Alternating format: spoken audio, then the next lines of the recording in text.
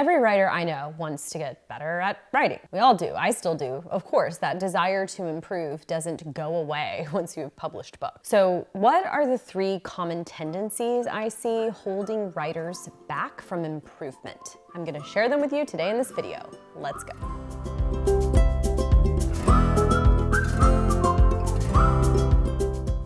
Whenever I hear a writing rule, I ask why.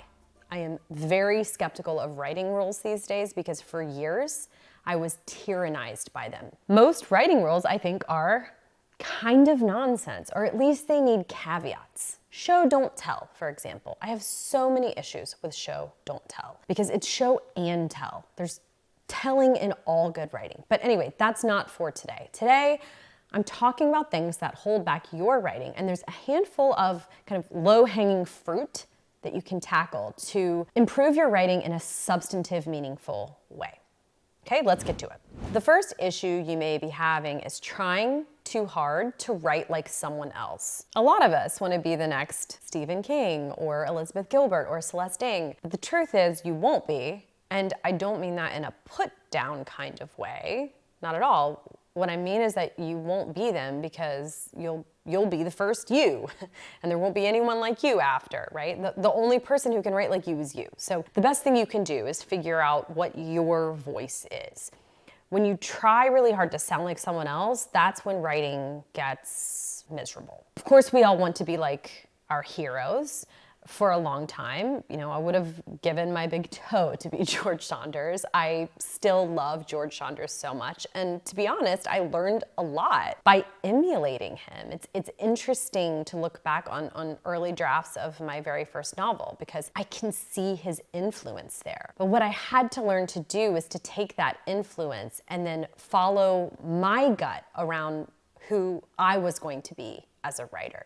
As Oscar Wilde once famously said, be yourself because everyone else is already taken. You're the one who has decided to tell the story. You are the one who has had the idea and the vision for it, and you should tell it the way that you can. Stressing yourself out about why your prose doesn't sound exactly like, Lauren Groff isn't going to make you a better writer. If anything, it may just make your voice sound forced because it kind of is. You're trying to shove yourself into the mold of someone else's voice. So give yourself the opportunity to tell the story in a way that comes naturally to you.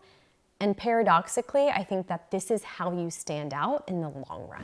Issue number 2 you could be having is that you are editing as you go. I know what you may be thinking. You may be thinking, okay, but I have to edit as I go. How else will I make my writing better? It never comes out the way I want it to when I first put it down on paper or on the computer. Yeah, if you work like that, I get it. You write a scene or a chapter, and then I used to do this all the time. You immediately reread what you just wrote, and you pick apart everything from, the word choice to the punctuation. I mean, maybe you even do this sentence by sentence. Write a sentence, edit that sentence. Write a sentence, edit that sentence. If you edit this way, and again, I've been a culprit, you're never gonna finish your book. Yes, you're gonna have to edit at some point, but you wanna do it later when it's time for revision. And not only because you're losing momentum when you keep stopping to edit. You wanna do it later because you're stunting your creative flow and fostering resistance within yourself. Every moment you spend editing your work while you're still writing your first draft is a moment you're not spending actually writing it. It can be hard to let go, especially for,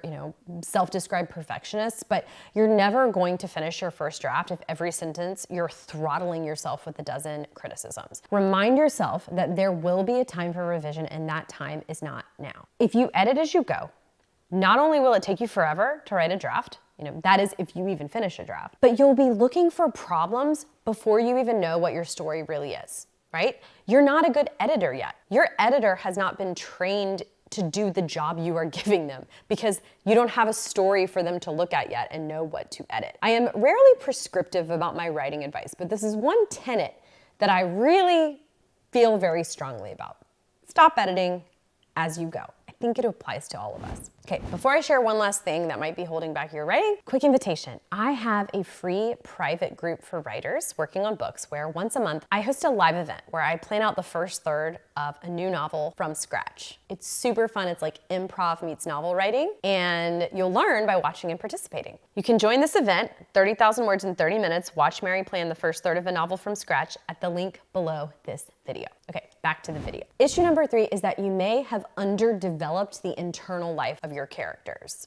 In our quest to plot our stories, we often forget an important part of writing a novel or memoir and what sets it apart from, say, a movie, which is the internal lives of the characters. When reading, the reader should get the opportunity to see things from someone's point of view, because that's a major reason why we read. If we want to just infer thoughts and feelings just from what we can see externally, dialogue and facial expressions and actions, we can watch a TV show or a movie, right? Where we have to communicate feelings and thoughts that way because we're not in those characters' heads. The beauty and uniqueness of prose, whether it's fiction or nonfiction, is that you can, as the writer, reveal the inner thoughts and feelings of a character, how they're privately reacting to what's happening, even if they're not saying or expressing it.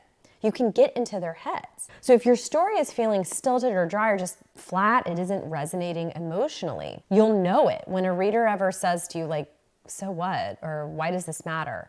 Or even if they've just gotten bored, but they don't know why. Or even if you've gotten bored reading your own work and you don't know why.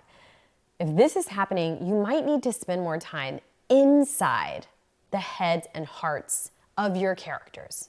Again, whether they're real or fiction. Okay, if you've made it this far in the video, I'm guessing that you're writing a book or you want to write a book. And if so, I have something for you. A few years ago, I created the 4 notebooks method. It's my process for handwriting a novel across 4 notebooks. This is a strategy to map out your story structure in a way that doesn't lock you into an outline or suck all the freedom and fun out of the writing process. If you'd like to learn this method and get a free digital template for writing your novel in 4 notebooks, just go to the link below this video. To get the template, you just have to apply for my program, the Book Incubator. It's only 2 questions to apply. It'll take you less than 5 minutes, and you'll get the template right away, whether you want to join the program or not. There's no pressure to enroll. Just click below to tell me a little bit about you and your book or your book idea. I'm really excited to hear from you.